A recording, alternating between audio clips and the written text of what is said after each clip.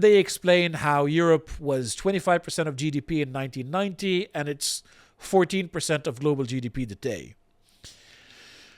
And here is a very important sentence. But this economic decline is eclipsed by the real and more stark prospect of civilizational erasure because of immigration and demographics.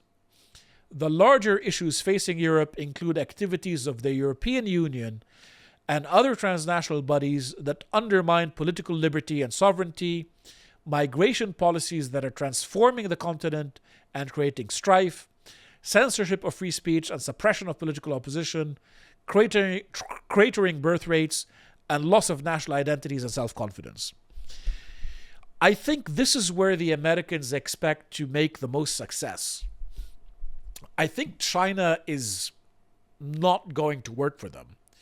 But what could work is consolidating over Europe in a world that is much more competitive and where Europe is sort of even more formally an extension of the American empire.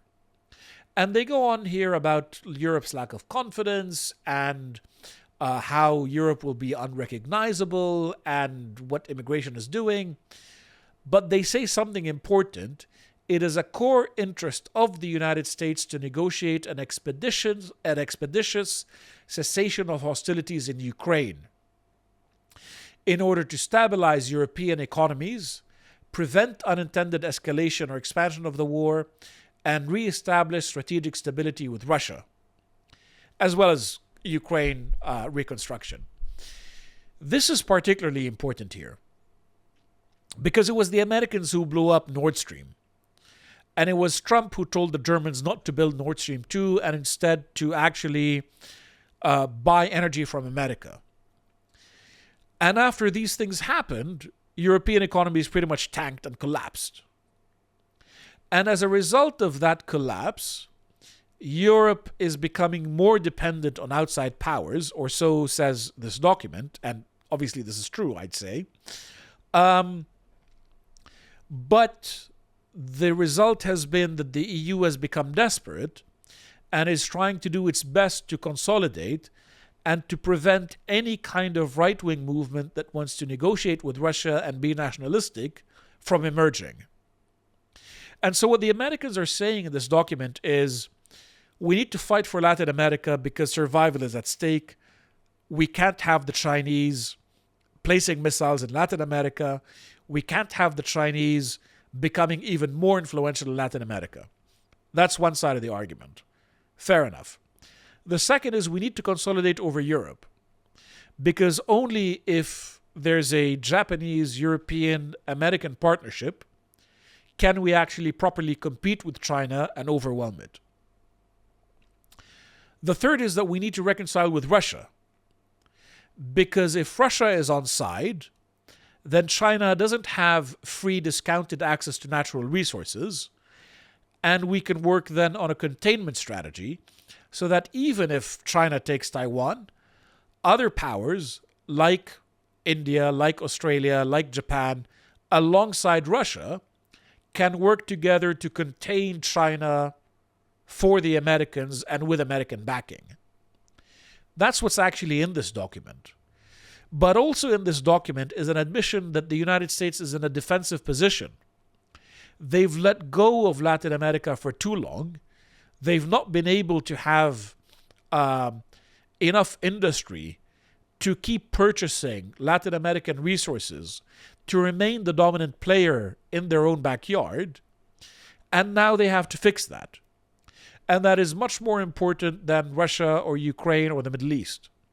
Indeed, the Middle East is mentioned after the new Monroe Doctrine, after China, and after Europe as the fourth priority region, where really what the Americans are saying is that they think that the Middle East has stabilized and that it can't be a priority above all other regions because Iran has been weakened and dependence on energy from the Middle East is no longer that big.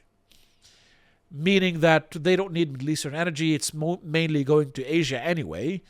And if Asia loses, China loses, and that's a good thing. And they say that superpower competition in the Middle East between the Americans and the Soviet Union, which was a feature of the Cold War, has given way to great power jockeying. That is, the Arabs to a small degree, the Iranians, the Turks, Israel, China, Russia, all have a stake there. And so the priority is to build alliances with the Gulf and use their money and control their petrodollars. And basically to just get out of the region as much as possible. And the fact that it's placed number 4 only ahead of Africa shows that the strategic thinking is that this region shouldn't be a priority. But the question is, can they succeed in that? And can they avoid being dragged into a war with Iran? I'm sure that the Israelis are going to try to drag them into a war with Iran. But the argument from the Americans is probably going to be something along the lines of the Iranians, the Israelis, and the Arabs can work together to contain the new rising power in the Middle East, which is Turkey. And if I was the Americans, that's exactly what I would be saying to the Israelis. That's exactly what I would be trying to convince them to do, instead of getting dragged into some new reckless conflict with Iran. So to summarize, the big target of this document is really Europe. And the purpose here, or the thinking here, is that it's only with the Europeans and the Americans working very closely together that other big powers in the world can be used to try to contain China. And their real threat is China, and because China is such a threat, the Americans need much stronger control over Europe. Another important point is that they see themselves as saving Western civilization from immigration, legal and illegal, and from Islamization, obviously. And this is interesting. This is the kind of nationalist awakening that I would say is quite positive for right-wing European parties, quite positive for British right-wingers, and I would say positive for the West in general. The tricky part is to achieve this strategy, the Americans need much stronger control over Latin America. And if they overplay their hand, as they did in the attempts to remake the Middle East, this will obviously backfire spectacularly. So if they invade Venezuela and end up facing a massive insurgency, or sort of decapitate the regime, but then all of the militias that are associated with that regime fight an endless insurgency and you have a terrible civil war there, that becomes a big problem. Whereas the Melee model of just bribing Argentina into giving you your resources, I'd say is probably going to be a little more successful.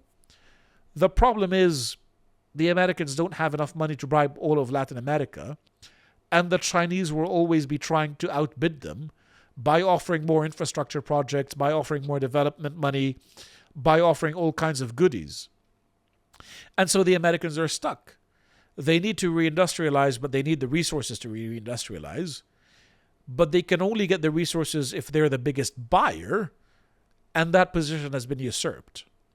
So that's briefly what I really wanted to say about this. If you enjoyed this piece of premium content from the Lotus Eaters, head to our website where you can find more.